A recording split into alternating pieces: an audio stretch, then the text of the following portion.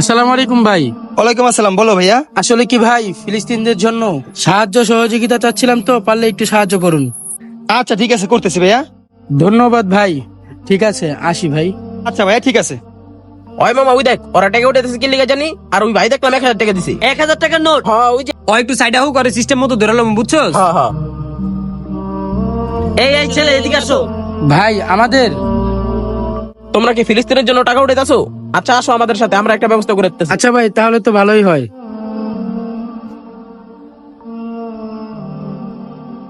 দেই তো আমার এনে কয় টাকা?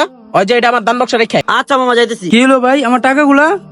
ভাই এগুলা কি করতেছেন? আর টাকাগুলা কোথায় নিলেন? এই বেটা, এতগুলো বুঝছ না, এই টাকাগুলো কইলিছি। ওই বেটা তুইও তো আসোস, কি এর লগে বুঝাবুঝি? ফালাইটা সর সর এনতে যা। মাম্মা আইনা লাইছি মাল। সেই একটা কাজ করছস মামা, আজকে তো ভরপুর হইবে রে মামা। হ মামা। এই, তোরা পশু না মানুষ?